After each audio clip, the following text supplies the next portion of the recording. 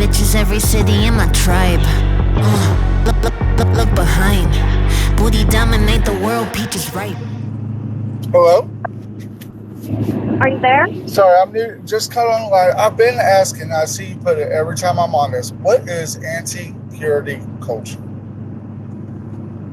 So purity culture, essentially in a nutshell, is an evangelical Christian ideology that you should remain abstinent until marriage, and that your abstinence is essentially your value to God. Okay. It's a little bit more complex than that, but... No, I was raised Christian and then Mormon for a little while before I became a pagan. I understand that. Never heard it put that way. So, thank you for clearing that one up. There's a lot of interesting articles regarding it and how it's very similar to our word culture and kind of the psychological damage that it does to both men and women, as well as subjugative and oppressive tendencies. Okay. So, all right. Thank you very much. Thank you. As I say, I wish I had been on. What were y'all discussing before? Because I've been on before and had a few words about pro-choice versus pro-life. I'm not either.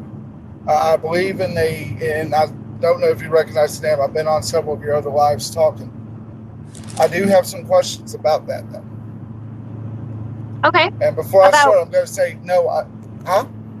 About what? Well, there are things that people have said before.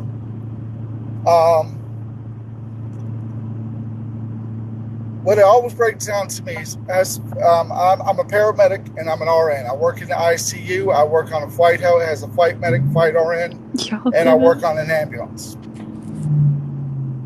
I understand ectopic pregnancies probably better than anybody in here. I have seen them go sideways and south faster than anybody knows.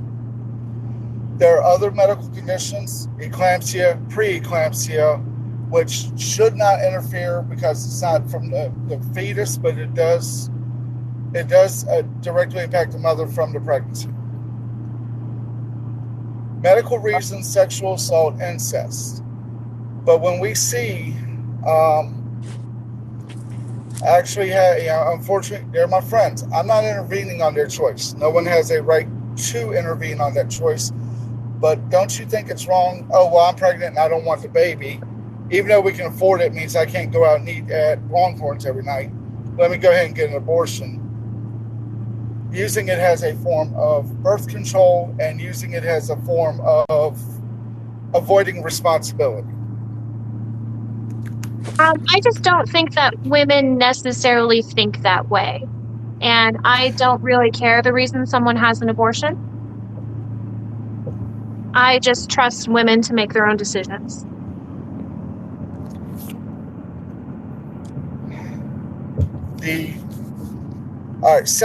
Statistically speaking, especially the area I'm in the Georgia, South Carolina, North Carolina, Tennessee areas I serve, 70% of abortions are for medical or sexual assault reasons.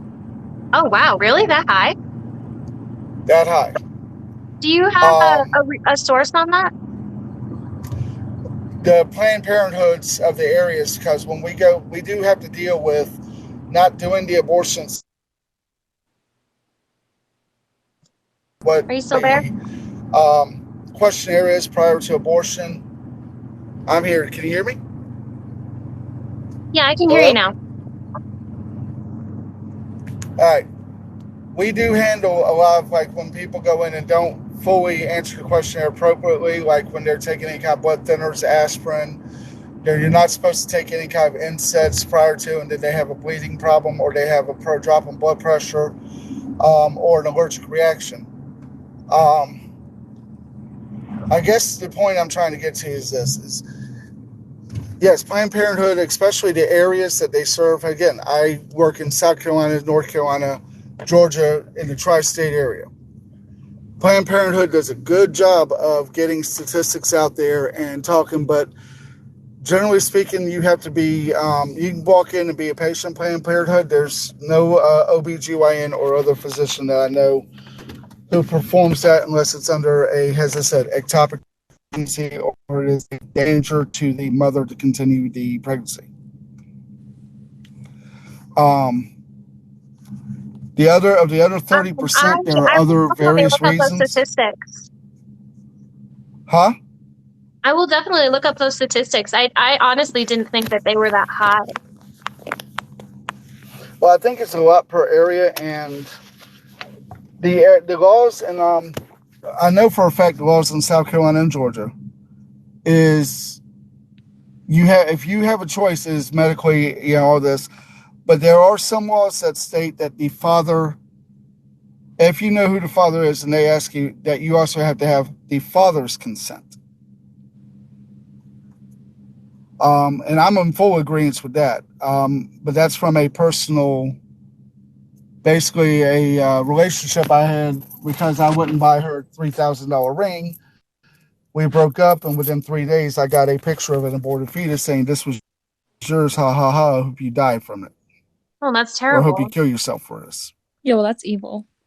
That's just, I don't think anyone should weaponize pregnancy or abortion. Unfortunately, That's emotional manipulation.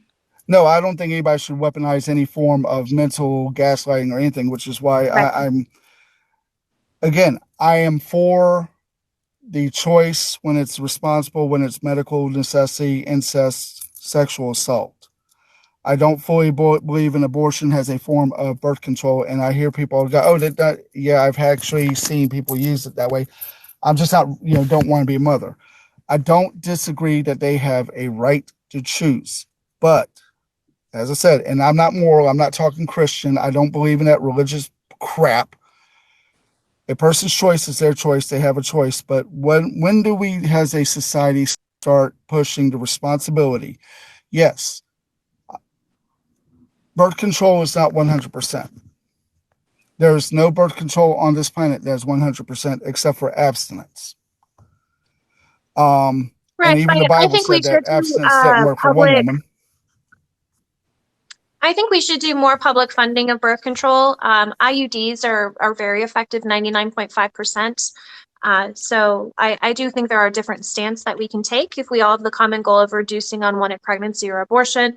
I just don't think there should be any type of regulation. A man's responsibility, I'm going to tell you, Thank you for the I have a person, 9-year-old child. I have a 9-year-old baby girl. Me and my she's my ex now, but my fiance at the time tried. She had a dozen miscarriages, and we finally had where we got one.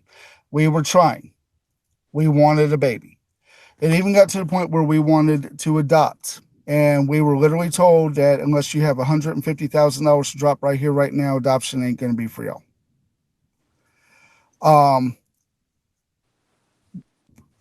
Again, I've had another ex who I have a daughter by. She hasn't let me see my baby girl since she was born. She frequently calls me, and I say, "Well, when you let me see her, I will give you this much in child support because I put up a percentage of my paycheck every 2 weeks. So where if I ever get to see my other daughter, I will be able to pay for it and pay back child support."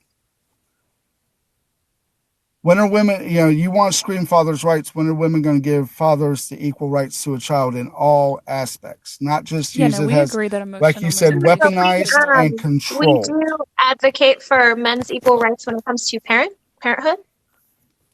Mm-hmm.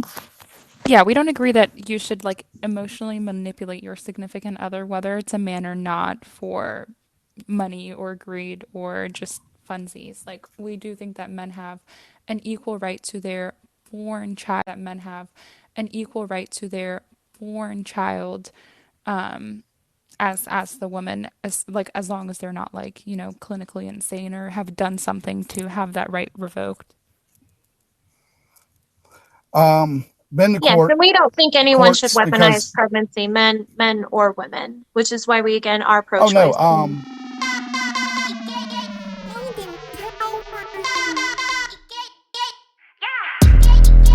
I'm so fucking cute, bitch.